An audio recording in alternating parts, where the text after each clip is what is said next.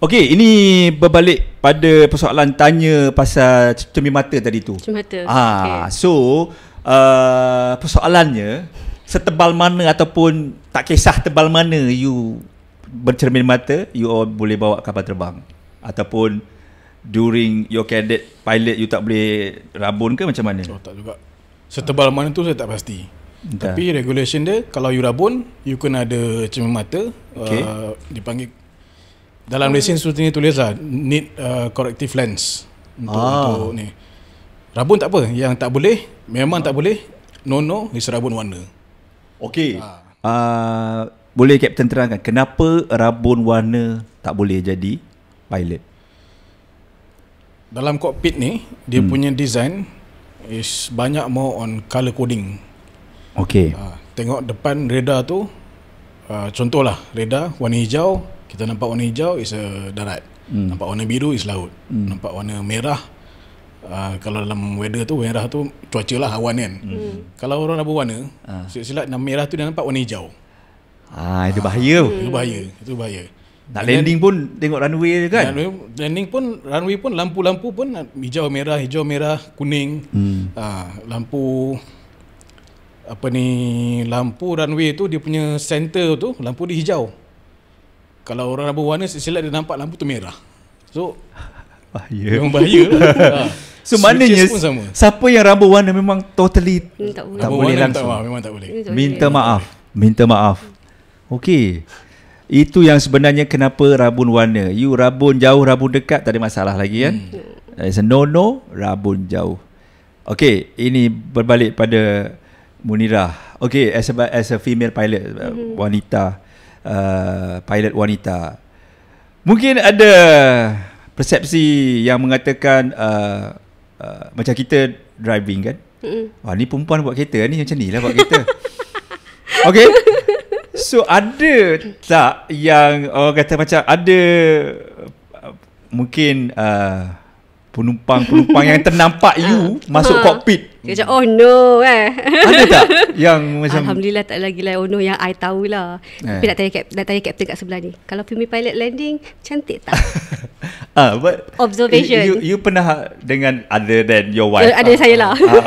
Pernah dengan wanita? Overall.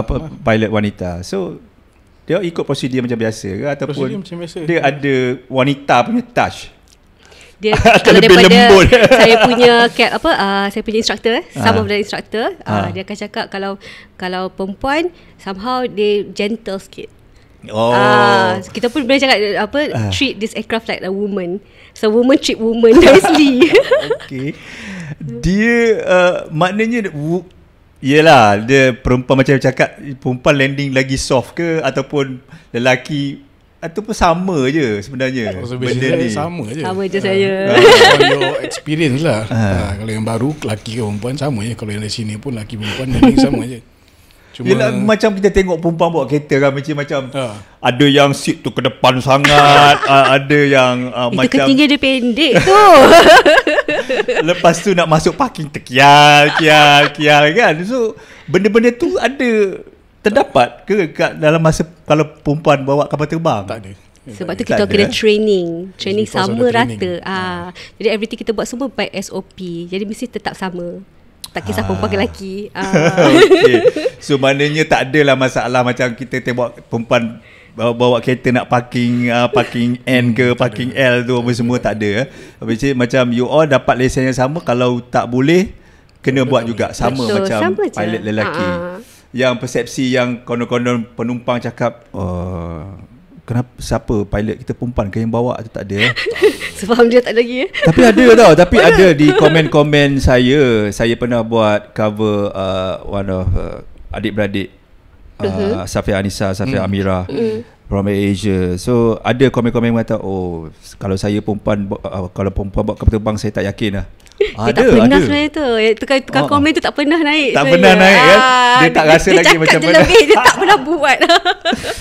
Well, sebagai pramugara di Malaysia Airlines selama 16 tahun, Malaysia Airlines tak ada masa saya tak ada female pilot. Okay. So saya tak pernah merasa berada di female pilot yang bawa kapal terbang dalam. So saya tak dapat nak bagi jawapan lah macam mana. Tapi masa saya fly dengan AirAsia as a penumpang, saya nampak saya lalu nak boarding tu nampak pilot perempuan. Okey, saya okey je. Sebab pengalaman ni kan dengan female pilot tu, so tak ada masalah. Bendanya sama saja. So kepada anda yang nak double standardkan juruterbang wanita tu, jangan ya, sebab diorang melalui latihan yang sama. Betul. Dan ujian yang sama, kena pass exam yang sama macam lelaki je. So diorang boleh anggap diorang pun as a pilot yang pilot lelaki sama. Tak ada masalah.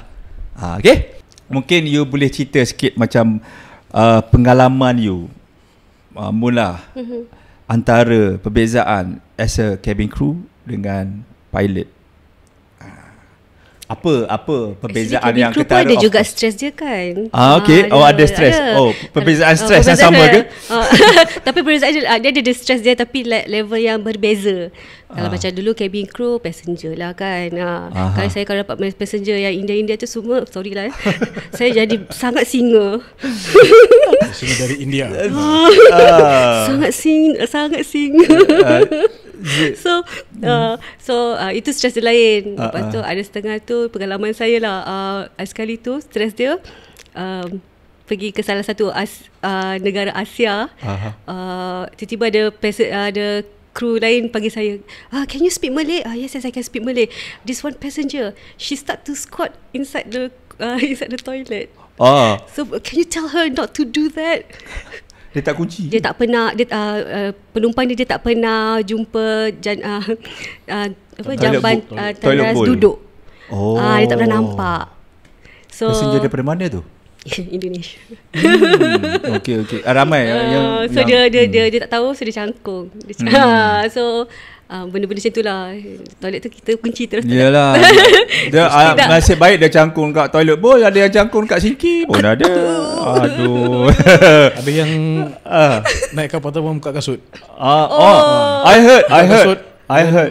Bila landing balik check kasut dia tak ada. Ada siapa yang cerita kat saya, dia penumpang dia naik, dia tanggalkan kasut dekat step tu kan. Lepas tu dia cakap, ambil balik your kasut je kan. Kita dia macam terpinga je kan. Yelah, dia tak faham kan. So macam-macam. Tapi stresnya as a cabin crew, you berdepan dengan manusia. Berdepan dengan manusia. Tapi stres dengan dalam kokpit ni lah. dengan weather, dengan kokpit macam-macam. Kokpit dia 360 degree semua benda semua ada. Dengan cabin crew, cabin crew dengan kadang-kadang passenger pun ada juga. Passenger pun ada juga? Oh ya? Contohnya passenger yang buat hal ke? Macam connecting flight, dia minta tolong kita tunggu sekejap. Itu biasa lah selalu. Kita selalu dapat tunggu kejap. Tunggulah. Tapi dah delay ni. Tak apalah, tunggulah kejap. Tunggulah 5 minit. Tunggulah. Okey, kalau macam tak apa, jangan kata dah paging dah. Tapi apa ni, dia punya satu group dah paging dah. Lagi 2 orang hilang. Takkan nak offload satu group ni. Okeylah, tunggulah. Kami dah paging. Tunggu ya. Lagi 2 ni tak tahu bagaimana. Suruh geng-geng dia telefon. Telefon tak angkat. Okeylah, tunggulah. Tak last kena offload juga. Kan? Lama sangat. Kita boleh toleransi jugalah, tapi kalau lama tak boleh lah. Kita tak boleh dah lama sangat kan nak bagi muka kan. Orang lain pun nak terbang juga. Orang lain pun ada hal juga kan. Tapi yang biasa kalau kerja airline ni, the moment dah on job, kerja kita habis, tak bawa balik rumah. So boleh rasa lah yang macam dah tak ada stress lepas tu. Ini satu benda mungkin yang tak tahulah, off chalk on chalk tu apa sebenarnya. Kadang Captain, on chalk, off chalk, apa benda tu? Off chalk. On the layman terms, off chalk tu bila kita tengok kapal tu dah berundur, dah push back, release parking brake, push back, itulah dia off chalk. Aku ada kabus yang tutup dekat tayar tu. The real term is benda tu chalk tu is chalk yang sangkut kat tayar kapal terbang tu. Itu sebenarnya. Itu sebenarnya. Chalk tu. Bila dah tarik chalk tu, kapal nak ready push back, itu ada nama off chalk. Off chalk. Bila dah landing, dah parking brake, dia letak balik chalk, on chalk. Sambil off chalk, let's say Kota Baru Pukul Kota Baru. Off-chalk KL pukul berapa? Betul, on-chalk Kota Baru pukul berapa? Itulah, itu kita punya allowance. On-chalk, off-chalk. Allowance pula dia kira yang paling pendek kan. Kalau kita delay, dia akan ambil yang asalnya. Aduh, macam-macam. Okay. Alright, kita akan sambung ke topik yang seterusnya. Tapi sebelum tu, kita berehat seketika. Kita jumpa selepas ini.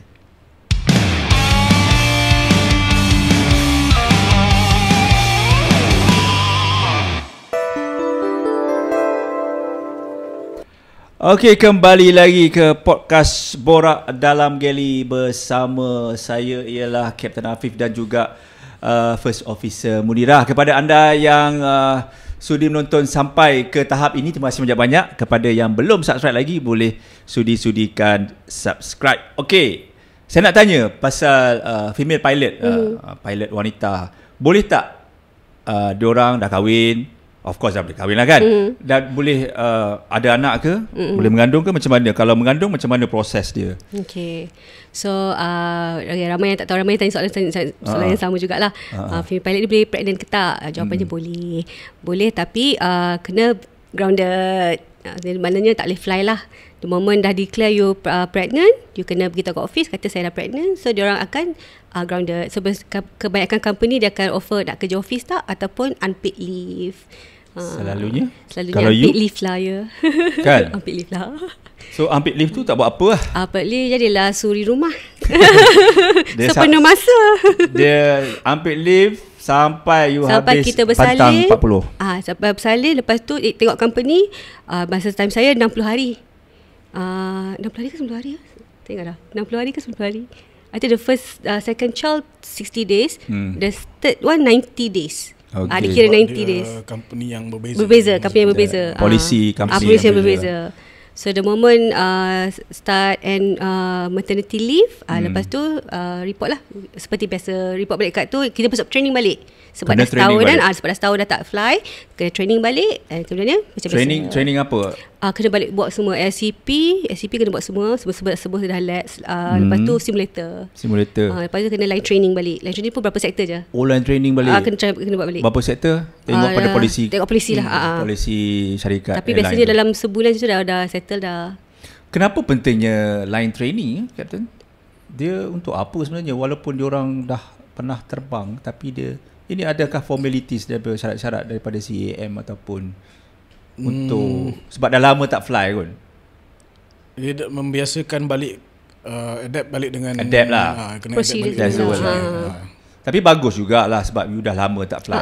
Sama. So the apa, safety nak kena jaga, nak kena TikTok mantap, you nak bawa berapa orang, berapa ratus orang. Pun selalu berubah kan. I mean aviation kita pun macam bulan ni polisi dia macam ni, bulan depan dah betul lain kan. So nak kena adapt balik lah. Betul. Okey, selepas you ada berapa anak semua, tak kami ada limitasi ke? Tak ada. Macam cabin crew tak silap saya ada 3 orang saja. Setengah-setengah tu. Tengok company kan. Tengok tapi company juga. company kami tak ada. Yang you sekarang ni tak ada limitasi lah. Boleh je berapa. Limitasinya banyak dekat dia lah. Sebab sekali gandul kena grounded duduk tak boleh kerja. Paling-paling 8-10 bulan. Setahun lah. Setahun lah campur dengan nak pantang semua. Setahun tapi lah. ambil setahun lah. Setahun lah. Basic pun tak ada. Basic pun tak ada. Ya, sama lah. Saya ingat cabin crew juga. Cabin crew juga sama. Macam cabin crew dah masuk balik, tengok grooming. Sebaik kami tak ada. Sebaik kami tak ada grooming. Sebaik. Tapi as a pilot kan, you ada grooming you all. Grooming jantung, grooming darah tinggi. Betul tak? Macam mana? Yang tu berapa kali setahun you kena check? Setiap setahun sekali lah. Setahun sekali kena buat medical check up. Dan dalam medical check up tu dia panggil class 1 medical check up.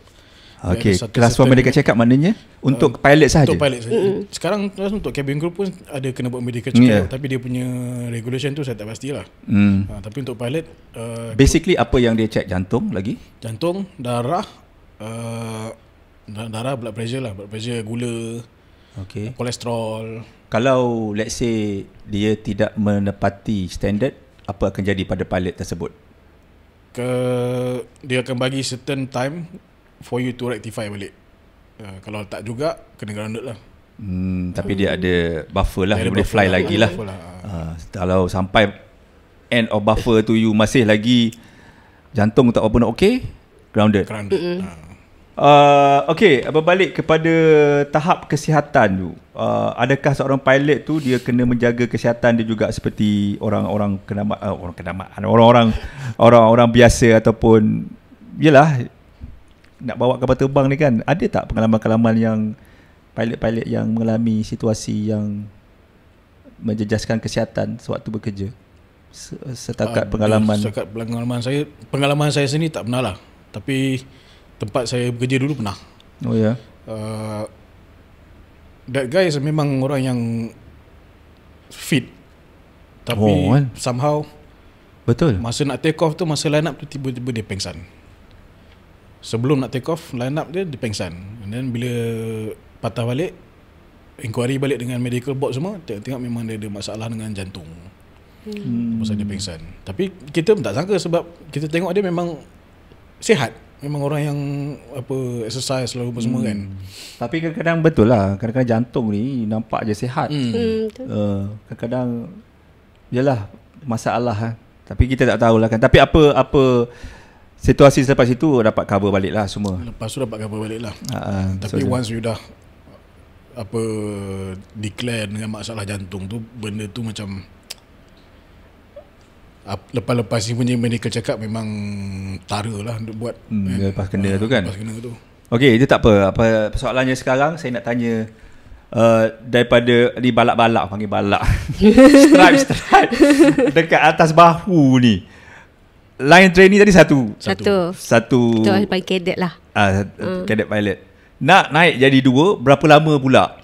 Dia moment dia dah clear, kira dia dah tak ada instructor dah fly dengan dia dah boleh fly dengan online captain, panggil second officer. Ada 2. Second officer 2. So bila pula nak jadi 3? Itu yang buat, yang kan tak ada kat lesen frozen ATPL tu. The moment dia unfrozen ATPL tu, dia dapat 3. Unfrozen ATPL dia dapat 3. 3 line 1,500 jam. Daripada 2 ke 3 tu 1,500 jam. Nak jadi ketiga tu 1,500 jam penerbangan. 1,500 jam penerbangan tu di convert kepada tahun, berapa tahun agak-agaknya? Setahun 900. Lebih kurang 3 tahun lah. 3 tahun. 3 tahun. 3 tahun Let's say kalau buat Kota Baru pergi balik baru 2 jam bagilah. Kalau KK pergi balik 5 jam. Kan?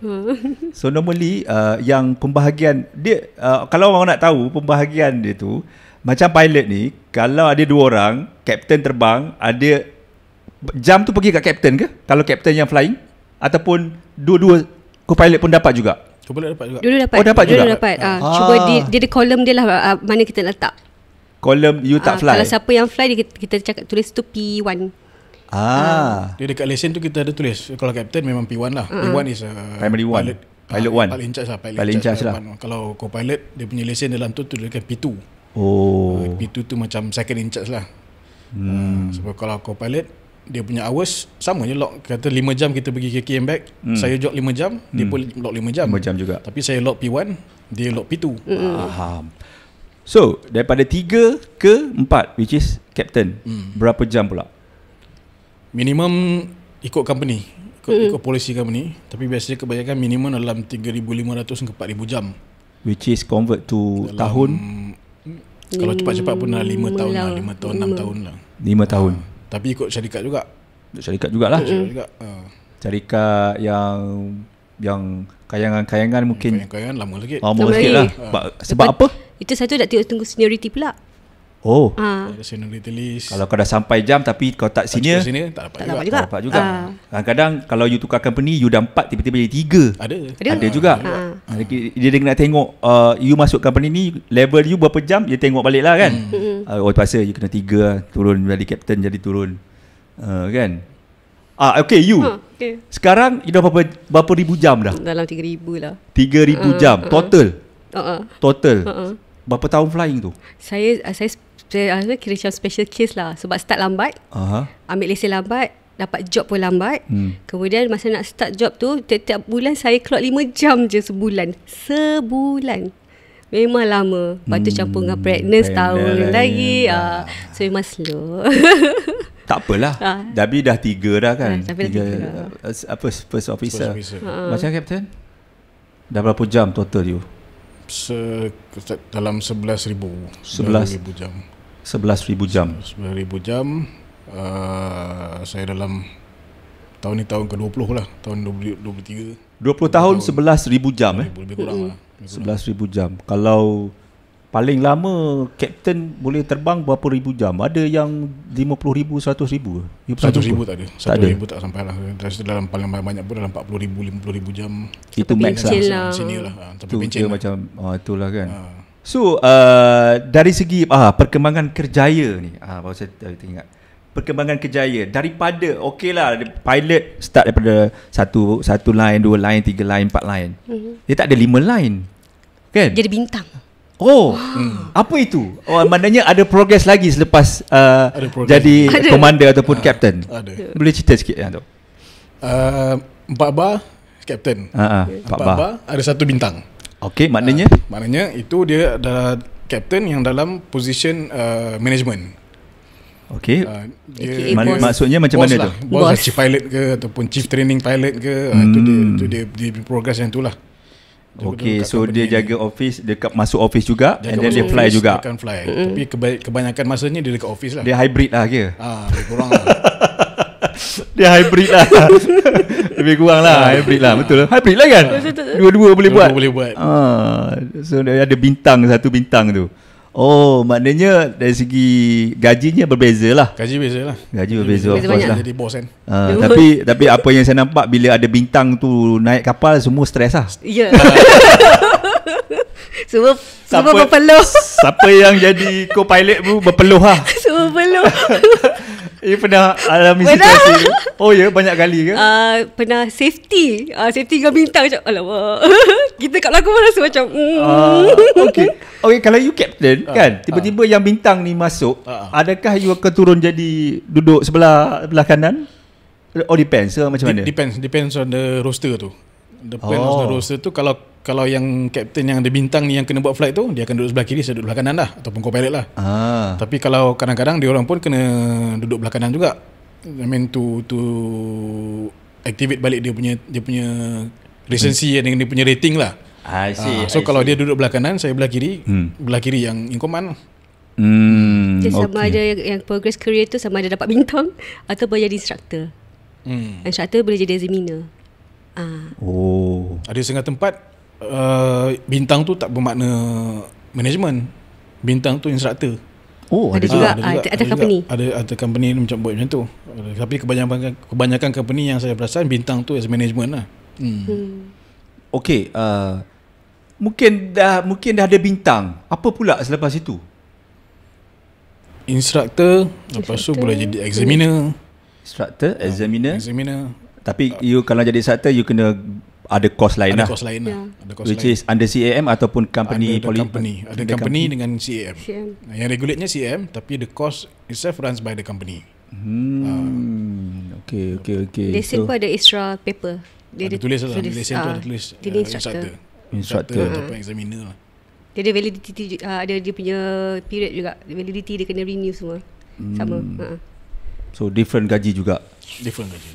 Different gaji, different stress. Berminat? Dia berminat? Ada berminat? Dia dulu.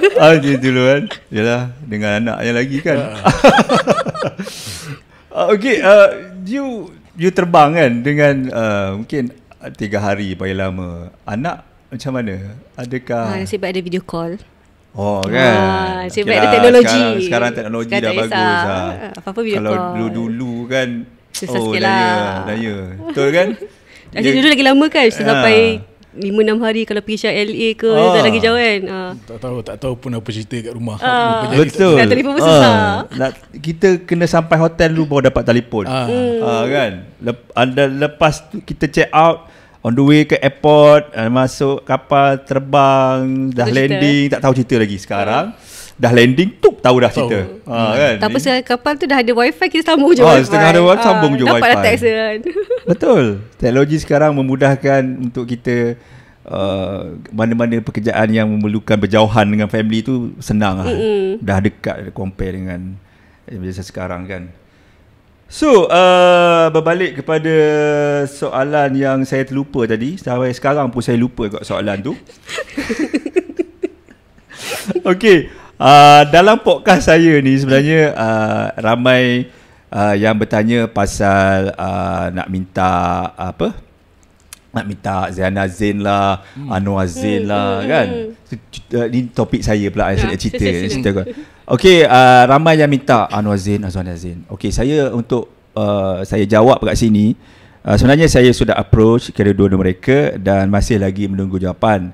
Ziana Zain dia busy, Anwar Zain pun dia busy. Semua bagi jawapan insya-Allah. Juga ada Cik Ta pun insya-Allah. Dan a few lah yang untuk saya dapatkan untuk masuk ke podcast ni. Cuma sekarang ni kita bersabar. Apa yang saya bagi konten-konten ni macam hari ni pun actually sebenarnya you are tak request mungkin, tapi dia topik yang menarik sebenarnya. First time pilot masuk galley saya. Kan. So you just subscribe dan tekan butang loceng tu, insya-Allah saya akan bagi konten-konten yang terbaik lah. Selagi anda menyokong konten ni, insya-Allah saya akan teruskan bagi yang terbaik. So dengar tak podcast saya? Wow. Dengar. Saya tengok kat TV tau. So mungkin ada komen penambahbaikan sikit kat Kapten untuk podcast ni. Penambahbaikan ataupun saya nak angkut galley saya suka you idea dia kata letak galley kat kakak. That would be interesting. Itulah. Okay. Saya terfikir nak cari kad, nak letak kad. OS saya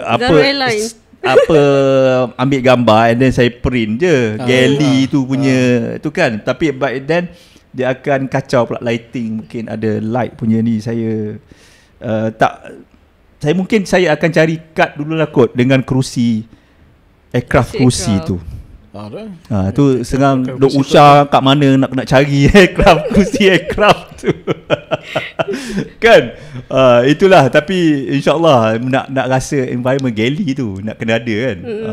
Letak oven, letak MU, letak kad.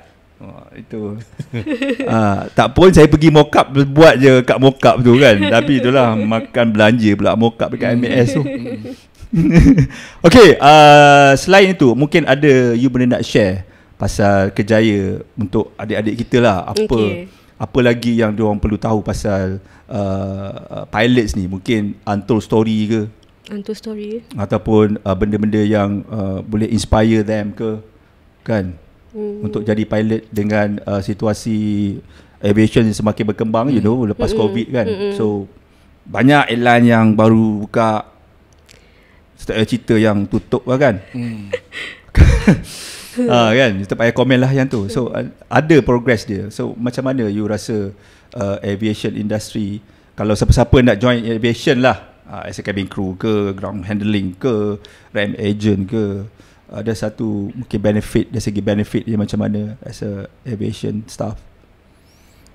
Benefit basically yang orang tahu memang you boleh travel, ada kelebihan untuk travel lah, dengan tiket murah dan tiket free untuk family dengan diri sendiri semua kan. Insurance, medical insurance covered untuk family dengan diri sendiri.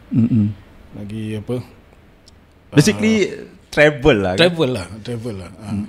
Dan juga hotel pun kadang-kadang hotel pun ada diskaun. Ada diskaun kan. Restoran pun kadang-kadang dapat diskaun. Pergi beli shopping dekat mall ke ataupun dekat airport dapat diskaun. Betul. Shopping dekat airport. Ya. Lupa yang tu. Lupa itu dah teringat dah. Baru teringat dia cakap shopping dekat airport. Lupa. Beli coklat murah-murah kan. Betul. Saya tu satu benda yang saya terlupa. Dah lama kan. Sebab dah lupa tu tak selalu buat. Saya selalu beli cigarette dengan apa coklat je lah balik KL kan. Itu selalu. Dulu masa smoking gajil lah, sekarang tak ada lah. Bila saya dah berhenti merokok tu, dah jarang beli rokok tu, ya lupa ada discounted tu dekat airport tu.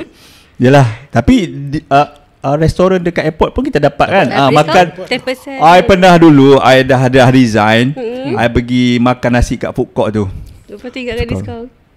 Asal mahal. Oh yelah, dulu aku diskaun. Ya kan kena naik masa tu macam mahal. Oh yelah, aku dah tak. Oh dah ada staff punya. Dulu kita dengan uniform beli dekat food court tu kan, KLIA.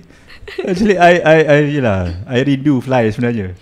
Rindu lah. Tapi bila dapat bercerita dengan you all, menghilangkan sedikit rindu. Dan juga dalam masa yang sama, ramai antara orang-orang yang konon-konon cita-cita nak jadi cabin crew, tak lepas, mak bapak tak bagi. So dia orang seronok dengar. Even diorang rasa macam jadi macam dapat rasa jadi cabin crew. So hari ni siapa-siapa yang tak dapat nak jadi pilot ke, so dapat rasa macam mana jadi pilot. Okay, saya terlepas yang kata itu hari you berselisih dengan your husband punya flight kan. Ada satu video tu kan. So macam mana you tahu itu flight dia? Okay, mula-mula of course suami isteri kan mesti tahu suami kita flight mana. Lepas tengok timing, lebih kurang ni mesti terselisih ni. I tak ingat you from where? IPKK kot. Saya pergi IPKK, yang ni tak ingat gimana. Bila tapi memang tahu timing tu akan terselisih. Orang luar tak tahu yang macam mana kami communicate. Dalam kapal terbang kami ada communicate ikut radio lah. Jadi bila dia panggil ATC, kita boleh dengar. So tahu lah tu dia. Macam tu lah. Tahu itu kapal dia. So boleh nampak lah visually. Itu pun you dengar suara dia dekat. Dia akan cakap dengan ATC. Dia akan cakap dengan air controller kan. You pun akan dengar juga. Kita akan dengar juga. Sebab kita ada dia area yang sama, akan tune frekuensi yang sama. Sebab you area yang sama. Area yang sama. Jadi dengar suara dia. Kebiasaannya orang ingat pilot ni dia bercakap dengan ATC saja. Sebenarnya dengan tapi ATC punya frekuensi tu, semua kapal yang dalam trafik yang dalam kawasan tu akan bercakap dengan orang yang sama. So kita dengar apa dia cakap, kita dengar apa orang lain pun dengar apa kita cakap. Let's say 2 kapal, 3 kapal melalui Bangi ni kan. So 3 kapal tu akan dengar perbualan antara satu sama lain dengan ATC. 3 kapal akan bercakap dengan Mazharul.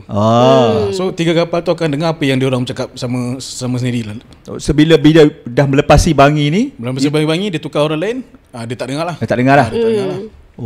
Maknanya setiap frekuensi yang sama je akan dapat dengar. Let's say kapal Singapore Airlines lalu kat Bangi ni pun dia akan pun dengar juga.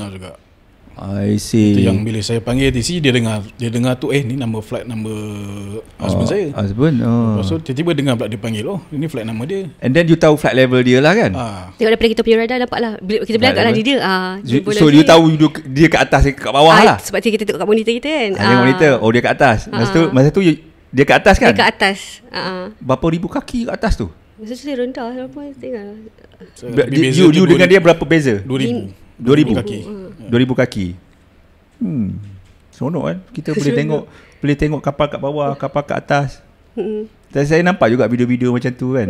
Seronok lah. Tapi tengok dalam skrin lah, bila tengok kat luar tu nampak kecil. Ya, semut lalu. Sebab tu kamera pun zoom, habis zoom dah. Tak boleh zoom dah. Okay. Alright, kita nak sambung balik tadi you punya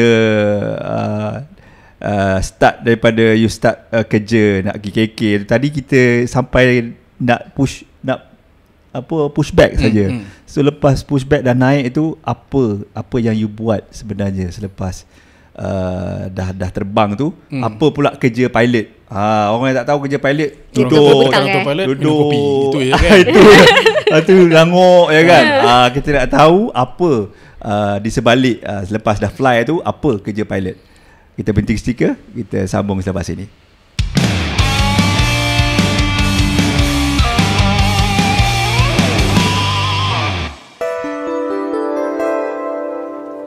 Alright, okay, kembali lagi podcast Borak dalam Galley episod yang ke-7 bersama Kapten Afif dan juga First Officer Mudira. Okay, kita sambung balik Kapten yang daripada you dah fly tu. Okay, dah sebab sign off lah kira. So, apa tugasan seterusnya sampailah landing tu? Apa tugasan pilot? Nak ke KK ni? Nak ke KK kita kena monitor kita punya minyak. Okay. Adakah mencukupi buat masa ni sampai kita landing. And kita ada flight plan. Dalam flight plan tu ada waypoint. Each waypoint tu kita akan monitor sama ada kita cepat ataupun lambat. Kadang-kadang kita terlambat sikit sebab kita deviate apa semua, ataupun kadang-kadang kita cepat. And then kita kena monitor kita punya minyak sama ke tidak, terkurang ke, terlebih ke. Itu. And then kita kena tengok luar juga keadaan cuaca macam mana. Kita tak boleh nak redah je. Kerana kalau awan besar depan tu, kita kena lari deviate daripada cuaca tu kan. More on safety and more on passengers punya comfort. So you monitor minyak, monitor weather, monitor flight plan, ATC. Flight plan tu maknanya perjalanan tu. Maknanya you ada point-point you kena report. Dia dengar cerita kena sampai point ni you kena report sini. Sampai point ni kena report. Biasanya report kat siapa? Point tu ATC. Oh, you dah sampai di sekian-sekian point macam tu. Sampai sekian point, itu ATC pun tahulah. Itu pun kira macam safety measure jugalah. Kalau you supposed to sampai di point, you sepatut report, tapi you tak report, and then meaning something problem, ada problem situ kan. ATC pun monitor juga. Okay, dari segi flight level juga, ataupun you nak melencong lari daripada awan tu pun you kena report kan? Kena report dengan ATC. So setiap apa pergerakan kapal you kena report lah. Contoh. Yes, kena report. So okay, captain, co-pilot, dia buat benda yang sama ataupun lain-lain? You delegate tugasan yang lain atau macam mana? Dia depends on, kalau kita kata siapa pilot flying. Pilot flying can be captain, can be first officer. Siapa pilot flying, dia akan fly. Kerja-kerja lebih tu macam communicate, paperwork apa semua tu, dia ada pilot yang akan buat. Katakan saya pergi hari ni flight ke KK, saya pilot flying. Saya akan buat flying saja. Nak terbang ke mana, nak deviate ke mana, paperwork, radio call semua the first officer buat. Kalau balik dia ada weran lah. So bila masa nak landing tu, apa you punya prosedur nak landing? Selalunya kalau kita cabin crew, bila dah nak landing, take off and landing saat yang crucial, which is cockpit tak boleh dikacau.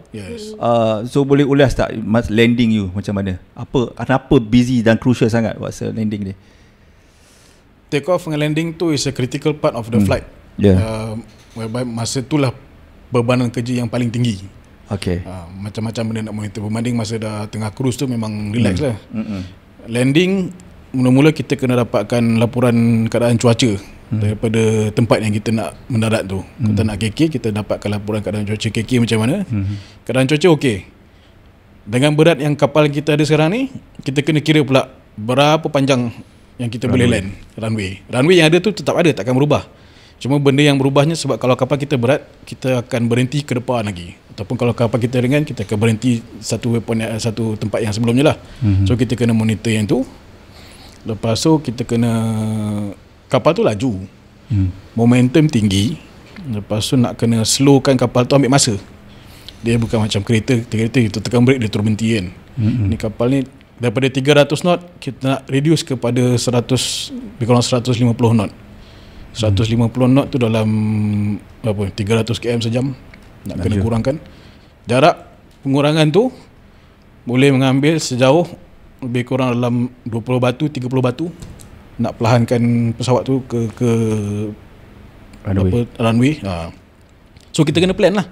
Kita tak boleh dekat baru nak slow down. Memang dia masa nak landing baru you plan ataupun dah landing awal plan awal? Sebelum landing lagi. Masa sebelum descent. Sebelum descent kita dah plan. Dia dah plan dah. Kita dah plan dah. So sampai je point tu execute je lah.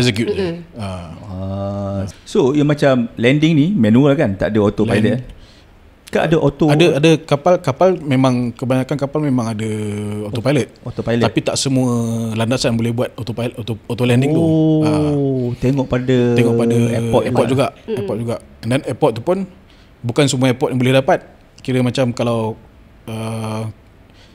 airport yang prone keadaan cuaca tak elok, macam kabus ke apa semua tu, itu memang ada. Memang ada autoland punya capability lah. Kalau macam kita kata pergi KK, pergi Sibu, itu tak ada dia punya. So manual lah. Manual lah. So itu agak mencabar juga agak kepada seorang pilot untuk buat manual landing bila keadaan weather ataupun. Bagi saya rasa kalau autoland tu lagi mencabar. Autoland lagi mencabar. Sebab kita kena monitor benda tu buat apa. Rather kita sendiri tahu apa kita nak buat. Terbalik Ingat autoland lagi senang. Kita belasah auto je lah kan. Senang sikit. Padahal lain Okey tak tahu pun. Kita auto landing lagi susah Auto landing tu lagi susah bagi saya lah. Lagi banyak benda kita nak kena monitor. Rather than you pergi manual and then you rather than manual, kita tahu apa kita buat kan. Kita tahu apa kita buat. Kita bila kita nak land, kita berpelaju kita semua kita tahu. Tapi kalau auto land tu, kita kena monitor apa dia buat. Dan kita kena bertindak cepat kalau autopilot tu tak buat apa yang sepatutnya. So dia ada risky lah. Risky sikit lah. Okay. Macam you tak pernah mengalami situasi yang weather teruk masa landing ke? Pernah. Teruk, lepas tu kita kena go round. Kiranya go round, lepas tu divert. Tu memang bukanlah sentiasa ada, pernah lah ada pengalaman tu. Tapi of course lah, dengan ada training yang ada, you go smooth tahu lah apa yang nak buat semua. Tapi sampai tu berdebar jugalah. Yalah, of course lah. Macam dia macam dia dah macam go round, lepas tu kita divert, lepas tu kat tempat yang divert tu pun weather dia pun tak berapa memihakkan kita. Lepas tu minyak sikit. So you kena commit to land. Itulah cabaran-cabaran dia kan.